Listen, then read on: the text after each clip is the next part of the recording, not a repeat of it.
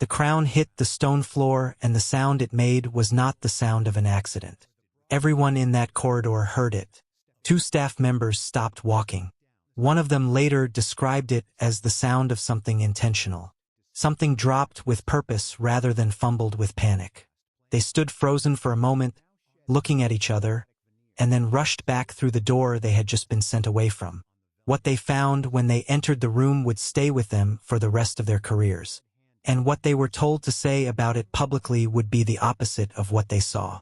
Most people believe they already understand the tension between Camilla and Catherine.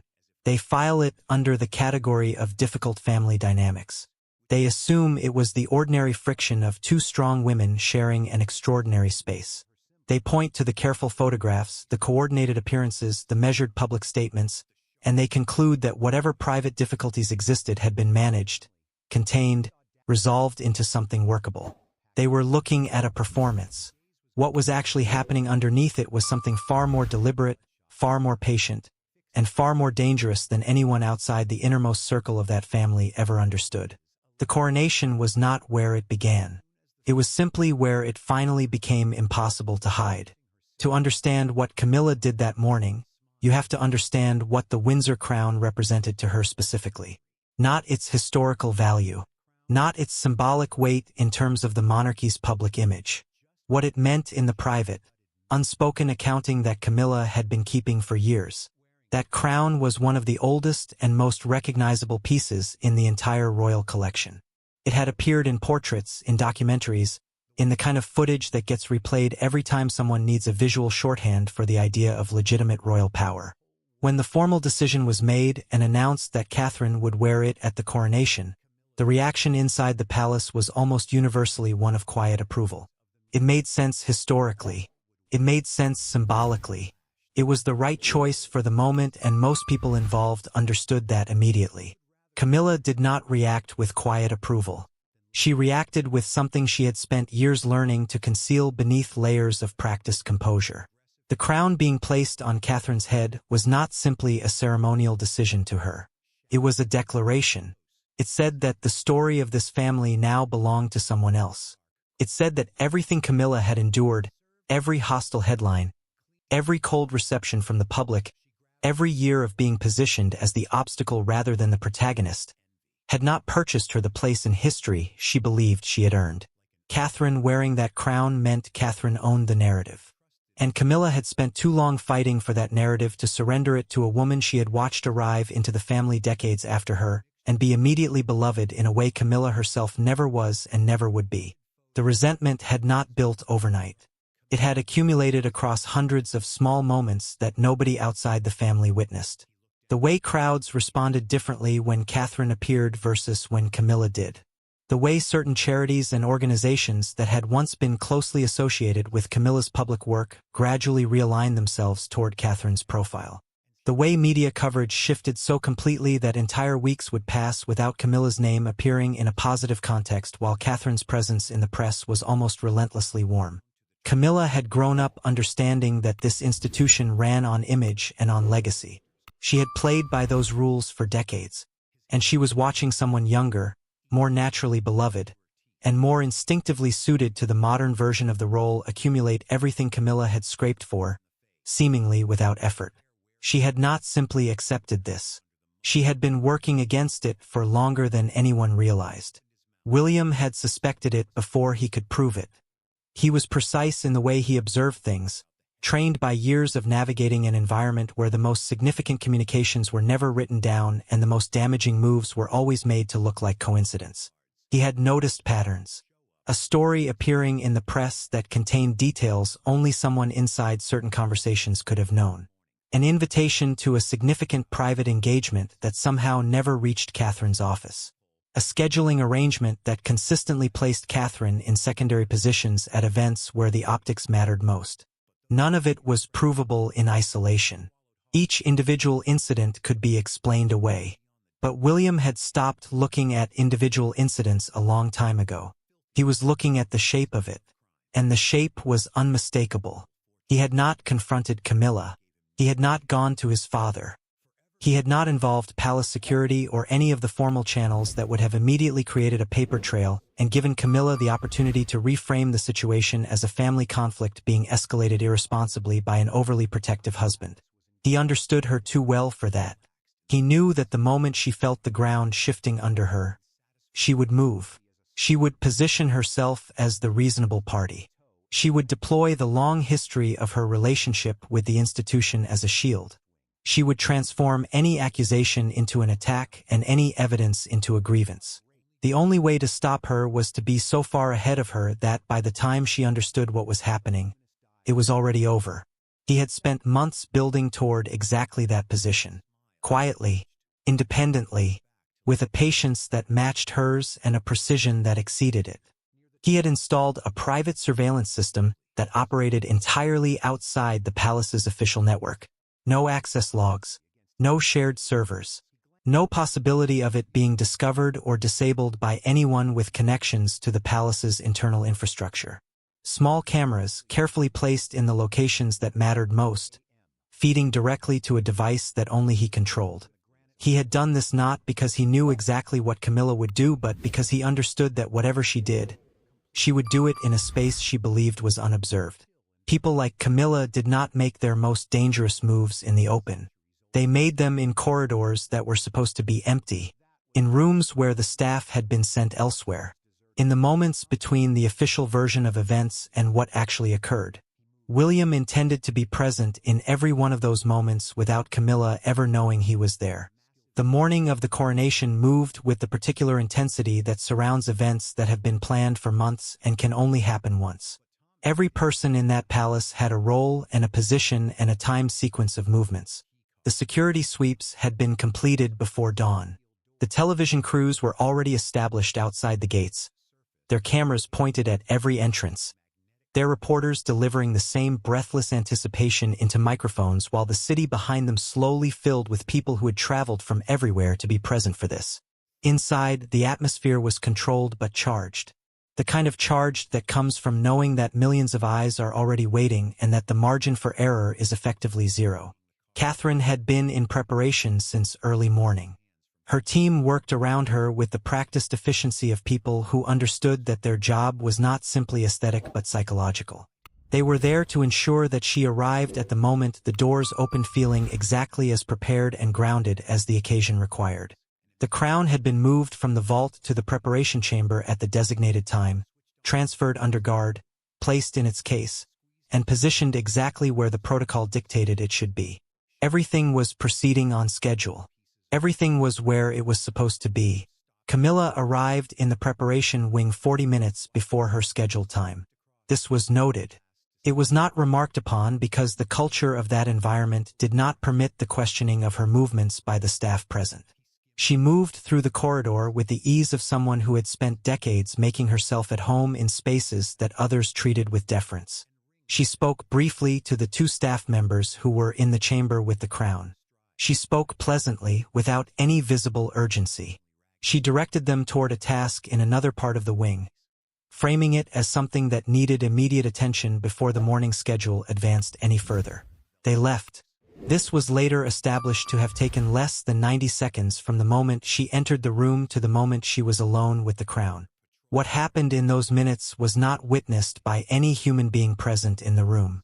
But the camera that William had positioned 3 weeks earlier in the upper corner of the preparation chamber, no larger than a coat button and camouflaged against the stonework, recorded every second of it with complete clarity.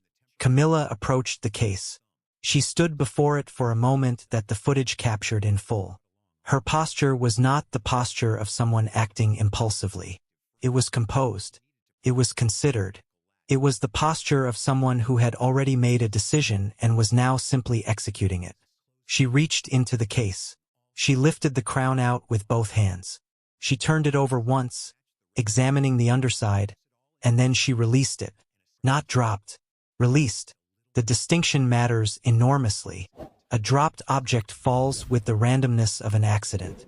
This fell in a straight, deliberate line, striking the stone floor at the precise angle that would cause maximum structural damage to the most visible setting on the front of the piece. The sound carried through the door and into the corridor. The two staff members heard it, exchanged a look, and moved immediately back toward the chamber. They entered to find Camilla standing over the crown, her hands slightly raised, her expression already assembled into something that communicated shock and distress. She spoke before either of them could process what they were seeing. She told them it had slipped. She told them the case had been improperly secured and that someone had clearly failed to check it thoroughly before this morning. She told them this was exactly the kind of oversight that should have been caught during the security review. Her voice carried the precise combination of concern and controlled authority that she had perfected over decades of navigating situations that required her to define the narrative before anyone else could. The staff members, trained to defer, to absorb, to manage without questioning, did what that training required.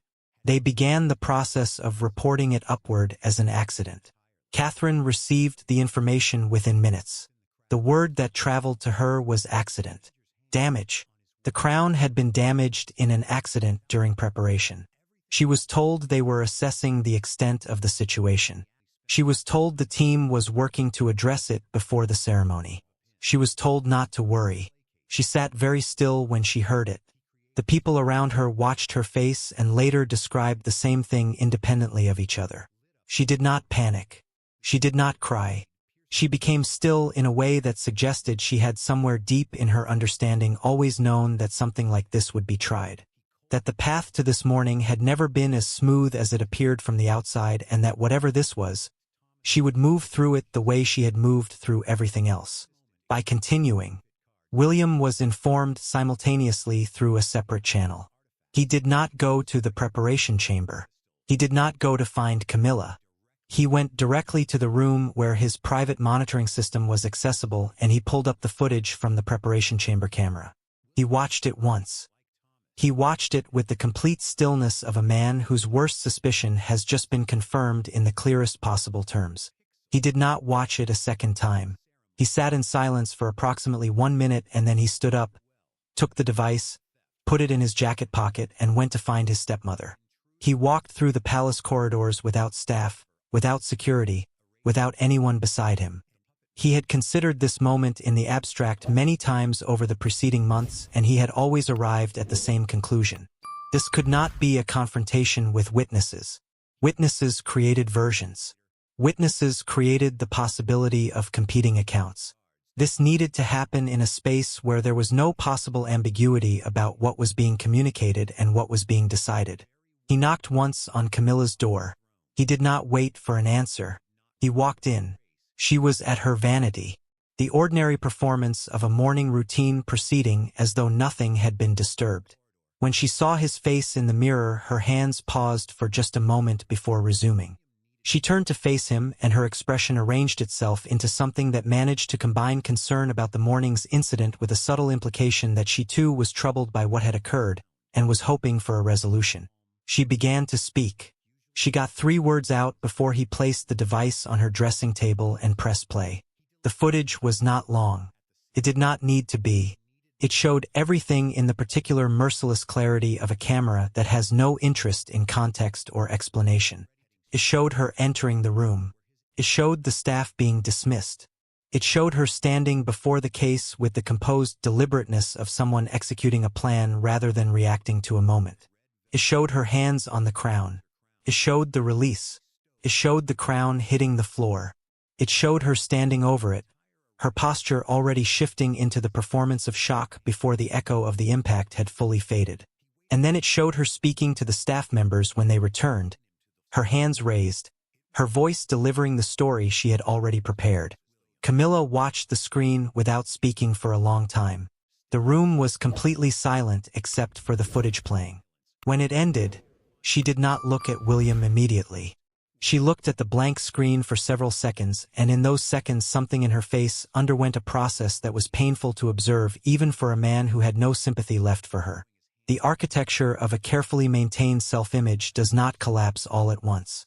It comes apart in stages. First the certainty goes. Then the composure begins to follow. Then what remains is something much older and much more exposed than the public version of the person has ever allowed anyone to see. She was not a queen in that moment. She was not a strategist or a survivor or any of the things she had spent decades constructing herself to be. She was simply a person who had been completely and irrevocably caught. William spoke for less than 4 minutes. His voice did not rise. It did not need to. He told her what the footage contained and confirmed what it proved beyond any possible reinterpretation. He told her that the device held copies and that additional copies existed in locations that no one connected to her or to the palace's internal network could access or alter. He told her that every public appointment, every ceremonial role, every formal engagement currently associated with her name would be quietly and permanently withdrawn over the coming weeks. He told her that she would that morning provide a statement citing a health concern as the reason for her absence from the coronation ceremony. He told her that this framing would extend indefinitely to cover her absence from all future public engagements. He told her she would relocate to the northern estate and that the transition would happen without public announcement or explanation. He told her that if every one of these conditions was met without deviation, the footage would remain in his possession and not be released. He told her that if any condition was violated, if she made a single move to re-enter public life, to contact press, to attempt to reframe the narrative, or to interfere in any way with Catherine or with the institution going forward, the footage would be provided to every major news organization present outside the gates before the end of that day. She asked one question. She asked whether the king had been told. William looked at her for a long moment before he answered. He told her that what happened between him and his father was a private matter, that it was no longer something she had any standing to inquire about, and that her ability to influence or access those conversations was finished. She absorbed this. She nodded once. It was barely a movement. It was the smallest possible physical expression of a complete and total capitulation. He picked up the device from the dressing table, put it back in his pocket, and left the room without another word. The repair team worked with the focused urgency of people who understood that the margin of time was not flexible and that the outcome of their work would be observed by an audience of millions. The damage to the crown was real, but it was concentrated. One setting on the lower front band had been displaced by the impact. The stone itself was intact. The structural integrity of the piece had not been compromised in any way that would make it unwearable. What had been damaged was surface and visible and required the kind of precise, rapid restoration that only a very small number of people in the world are qualified to perform. One of those people happened to already be in the building that morning for reasons connected to a separate pre-coronation conservation review. He worked for 2 hours. When he finished, the repair was not invisible under extreme magnification. But it was invisible to any camera at any distance that would be present at the ceremony. It was invisible to any eye in any crowd. It was, for every practical purpose that mattered that morning, as though it had not happened. Catherine was told that the situation had been resolved. She was not told everything. She was told enough. She understood enough. She had understood more than people gave her credit for understanding for a very long time. She stood up from her preparation chair when the crown was brought back in, and the room went quiet in the way rooms go quiet when something significant is occurring and everyone present feels it simultaneously. The crown was placed on her head. She looked at herself in the mirror for a moment, and then she looked at the people around her, and she said something quiet that only the people immediately beside her heard. None of them have ever repeated it publicly. Then she smiled and the preparation resumed. The official statement about Camilla's absence was issued 40 minutes before the ceremony began. It cited a sudden health concern and extended warm wishes for a meaningful and successful occasion. The language was gracious. It was also the last statement issued under her name that referenced the coronation or any royal engagement in present tense for a very long time. The press noted her absence and speculated briefly, but the morning spectacle was far too large and far too visually overwhelming for any single absence to dominate the coverage. By the time the doors opened and Catherine appeared, Camilla's name had already migrated to the secondary columns. The balcony moment was everything the ceremony had been built toward. The crowd below was enormous and loud in the particular way that crowds are loud when they feel genuinely moved rather than simply excited. Catherine stood in the full presence of everything that morning had tried to take from her, wearing the crown that had been thrown to the ground hours earlier, carrying herself with the particular composure of someone who has absorbed a blow in private and chosen not to let it show in public. William stood beside her, and the image of the two of them on that balcony was the image that ran on the front page of every publication that covered the event. He looked exactly the way he had planned to look. Settled. Certain. Entirely at peace with everything that had occurred since dawn. Which was precisely what he was. The northern estate sits behind a density of trees that makes it effectively invisible from the nearest road. The grounds are not maintained to the standard of the primary residences. The staff is minimal. There is no rotation of visitors, no scheduled engagements, no reason for any camera to ever be pointed in its direction. For someone whose entire existence had been organized around being seen, around occupying the center of a particular kind of attention, around the knowledge that her presence registered in rooms and in press and in the public consciousness, the silence of that place was not restful. It was total. It was the specific silence of complete irrelevance. She could watch the coverage of events she was no longer part of. She could see Catherine at every engagement, every ceremony, every occasion where the crown appeared or was referenced. She could see William conducting himself with the authority of a man who has neutralized his greatest threat and closed the chapter cleanly. She could see the institution adapting around her absence so smoothly and so quickly that it became apparent how thoroughly it had already prepared for exactly this possibility. She had spent decades making herself indispensable. The speed with which she became invisible suggested that indispensability had always been the story she told herself rather than the reality others depended on.